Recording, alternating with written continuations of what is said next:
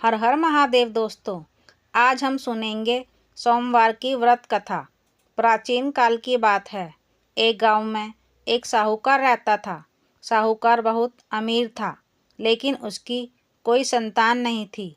साहूकार अपने वंश को लेकर हमेशा चिंतित रहता था।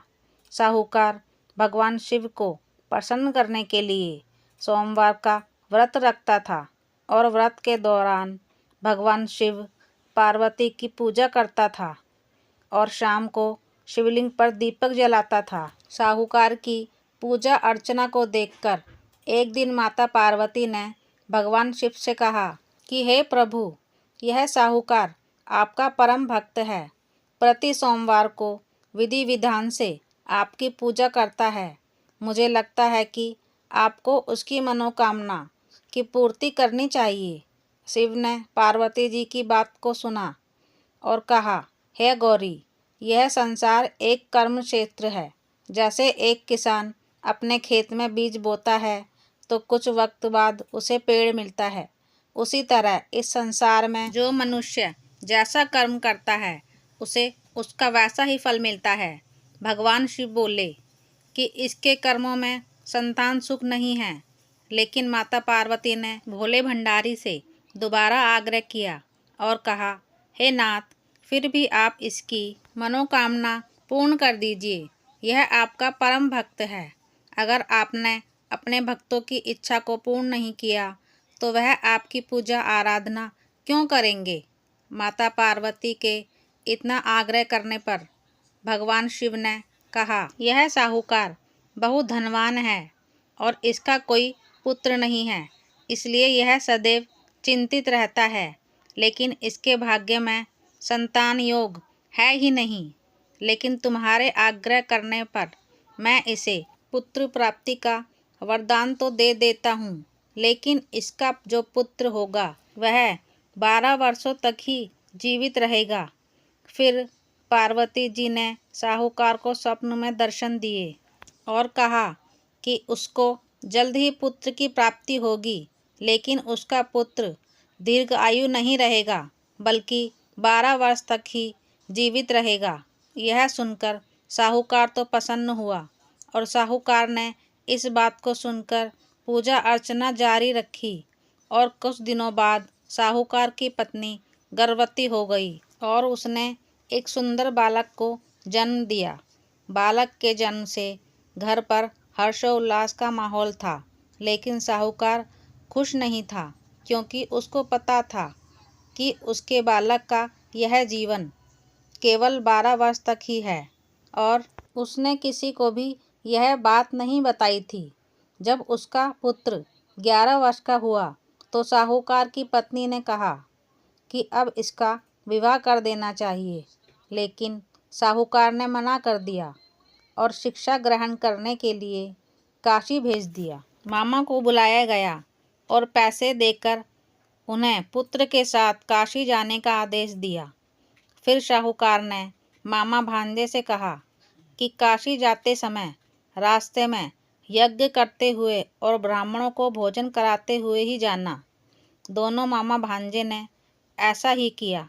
काशी जाते वक्त जिस रास्ते से मामा भांजे गुजर रहे थे, उसका राजा अपनी पुत्री का विवाह ऐसे राजकुमार से करवा रहा था जो कि काना था, यानी उसे एक आंख से दिखाई नहीं देता था।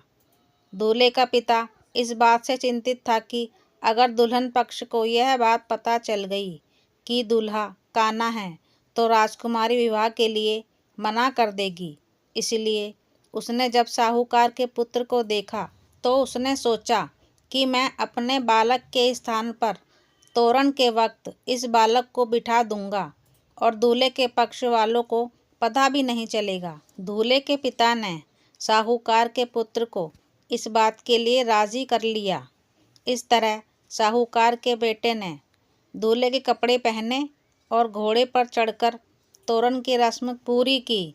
तोरण के बाद फेरों की जब बारी आई तो दूल्हे के पिता ने साहूकार के पुत्र से अनुरोध किया कि वह दुल्हन के साथ फेरे ले और जब विवाह संपन्न हो जाए तो यह बात किसी को ना बताए। मामा भी राजी हो गया और विवाह समारोह भी निपट गया। और शादी संपन्न होने के बाद मामा भांजा काशी के लिए प्रस्थान कर गए। परंतु साहूकार के पुत्र ने दुल्हन के कपड़ों पर लिख दिया कि तुम्हारी शादी मुझसे हुई है, लेकिन जिसके साथ तुम जाओगी वह एक आंख वाला आदमी है और मैं काशी में शिक्षा ग्रहण करने जा रहा हूँ। जब राजकुमारी ने यह पढ़ा तो उसके होश उड़ गए और उसने राजकुमार के साथ जाने से इनकार कर दिया और अपने पिता से कहा, यह मेरा पति नहीं है, मेरा पति शिक्षा ग्रहण करने के लिए काशी गया है। जब यह बात फैल गई तो मजबूरी में दूल्हे के पिता को सारी बात बतानी पड़ी और दुल्हन के पिता ने भी अपनी बेटी को भेजने से इनकार कर दिया। इधर मामा भांजे दोनों काशी पहुंच गए और बालक शिक्षा ग्रहण करने लगा और मामा ने यज्ञ करवाना शुरू कर दिया। साहूकार का पुत्र 12 साल का हो गया तो एक दिन अपने मामा से बोला कि उसकी तबीयत ठीक नहीं है और वह सोने अंदर जा रहा है। साहूकार का पुत्र अंदर सोने गया और उसकी मृत्यु हो गई। कुछ देर बाद जब मामा अंदर पहुँचे, उन्होंने जब अपने भांजे को मरे हुए देखा तो वह बहुत दुखी हुए, परंतु वह रो नहीं सकते थे वरना उनका यज्ञ अधूरा रह जाता। इसलिए मामा ने वापस जाकर यज्ञ पूरा किया और ब्राह्मणों को भोजन कराने के बाद मामा अपने मृत भांजे को देखकर रोने लगे। उसी वक्त उसी मार्ग से शिव पार्वती गुजर रहे थे। माता पार्वती ने किसी के रोने की आवाज़ सुनी तो उन्होंने शिव जी से कहा कि प्रभु, कोई मनुष्य रो रहा है, चलो उसके दुखों को दूर कर देते हैं। शिव पार्वती मामा के पास आ गए और उन्होंने जब मृत बालक को देखा तो हैरान हो गई, क्योंकि वह भगवान शिव के आशीर्वाद से जन्मा साहूकार का पुत्र था। माता पार्वती ने कहा, नाथ, यह तो साहूकार का पुत्र है जिसे आपने केवल 12 वर्ष तक का जीवन दिया था। पार्वती जी ने मृत बालक को देखा तो उन्हें दया आ गई और उन्होंने शिव जी से कहा, प्रभु, आप इस बालक को जीवन दान दे दीजिए, वरना इसके माता पिता जीते जी मर जाएंगे। माता पार्वती के आग्रह करने पर शिव जी ने उसकी बात मान ली और उसे जीवन दान दे दिया। साहूकार का पुत्र जीवित हो गया और मामा भांजे अपने घर की ओर प्रस्थान के लिए चल दिए। रास्ते में साहूकार का पुत्र उसी शहर में उतरा जहां उसका विवाह हुआ था।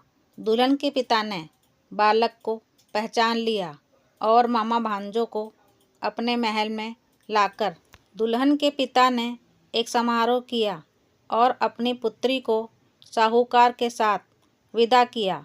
जब साहूकार का बालक अपने घर पहुंचा तो उसके माता पिता छत पर बैठे थे और सोच रहे थे कि अगर उनका पुत्र सही सलामत वापस नहीं लौटा तो वह दोनों भी इसी छत से कूदकर अपनी जान दे देंगे।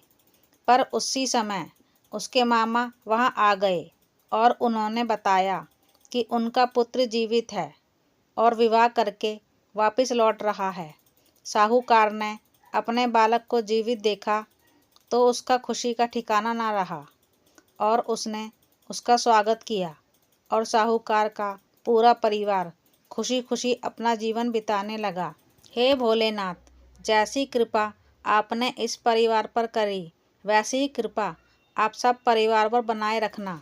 तो दोस्तों, कैसी लगी आपको आज की ये कथा? ऐसी और कथाओं के लिए हमारे चैनल को सब्सक्राइब करें। धन्यवाद। हर हर महादेव।